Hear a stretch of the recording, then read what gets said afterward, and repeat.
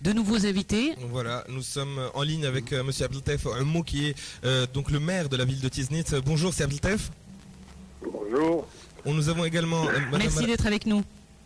Madame Radia Azlmat qui est responsable du Croissant Rouge ici à Tiznit. Bonjour, elle est là. Bonjour. Et Monsieur Hassan Boumadi et Monsieur Idi Azza Ahmed qui sont acteurs associatifs dans la région. Bonjour messieurs. Monsieur le maire. Bonjour, oui. Bonjour. Alors, tout d'abord, je sais que nous savons que vous étiez hier dans la région d'Aglou. J'aimerais bien que vous nous racontiez, monsieur, ce que vous y avez vu. Quel constat vous avez dressé? J'étais exactement à Doua Zawiya, qui est le chef-lieu de la commune rurale d'Aglou. Zawiya qui est un lieu symbolique pour tous les Marocains. C'est là où ça se trouve le Zawiya de Ouagag. Ouagag que tout le monde connaît dans l'histoire du Maroc. C'est le point de départ de la dynastie mourabitine au Maroc. C'est un lieu qui a gardé sa fonction symbolique, qui reçoit chaque année des séries de visiteurs, notamment de Fokara et d'Aoutit, ainsi qu'un certain nombre de mosquées. C'est un lieu aussi culturel. C'est un lieu où se trouve une grande madrasa, une grande école traditionnelle très ancienne qui abrite aujourd'hui au-delà de 60 étudiants, élèves entre les étudiants qui dans le CID et les étudiants dans la madrasa. Aujourd'hui, ce douar, qui est une population dense, est totalement détruit. Alors je vous le dis, je pèse mes mots, totalement détruit. Énormément de constructions qui ont je ne sais pas, qui ont des décennies d'âge, énormément des manuscrits, parce que Zawiya aussi, c'est un lieu, c'est un fils de ulama, où il y a plusieurs bibliothèques des manuscrits.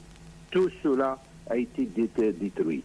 Je ne parle pas de tout ce qui a touché les cimetières, les tambours, les petites madrasas, les grandes maisons, les vieilles maisons, toute une histoire humaine, une histoire matérielle, et qui est détruite aujourd'hui à cause de ces inondations.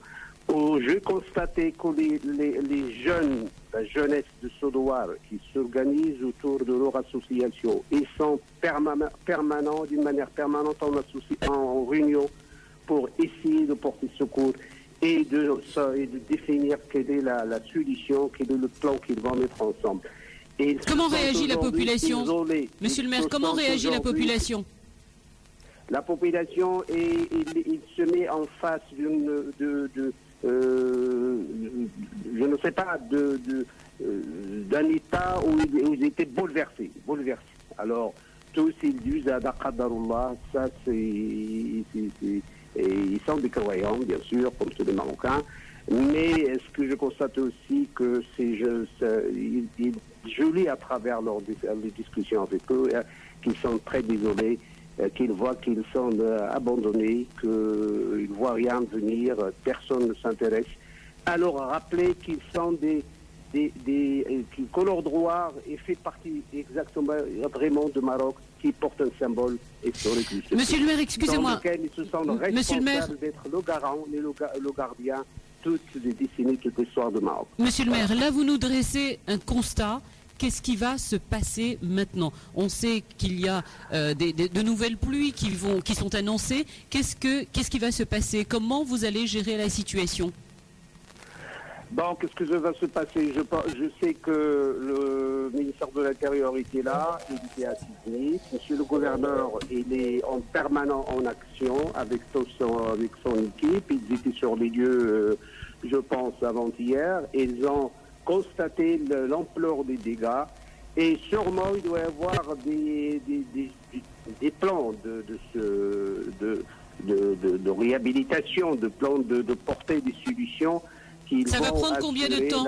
Dans combien de temps? De la situation. Dans combien de temps? Dans combien de temps? Ah ça, je ne sais pas. Je ne sais pas. Je n'ai aucun moyen. Je suis dans ma position actuelle en tant qu'élu.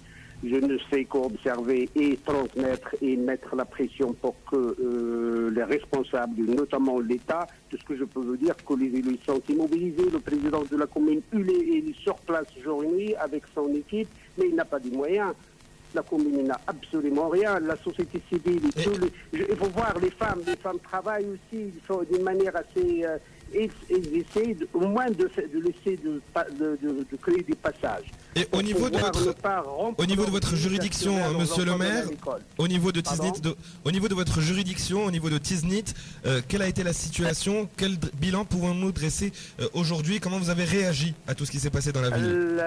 C'est la solidarité, c'est le être à côté d'eux. Nous, dans la municipalité de Tiznit, je me suis déplacé en cette qualité-là pour apporter la solidarité et le soutien à cette population d'Aglou, notamment celle de Douara, Marar et Zawiya, et de leur dire, voilà, nous sommes dans la même situation, on ne peut compter que sur nous, on doit essayer de dégager qu'est-ce qu'on pourra faire ensemble, avec nos acteurs économiques et sociaux, etc. Alors, voilà, on a l'ensemble des appels à l'État pour un secours. Je sais que la catastrophe est générale, elle est partout, la situation est finie. Aussi, il est très difficile, à Goulmem encore pire. Oui. Et, le tissu associatif est mobilisé et la solidarité fait son travail heureusement pour prendre le relais des autorités qui n'ont pas toujours pu accéder là où elles pouvaient, où il fallait pour apporter son aide. Merci monsieur Abdeltaïf Ouamou, vous êtes le maire de la ville de Tiznit, merci d'avoir été avec nous sur Radio 2M.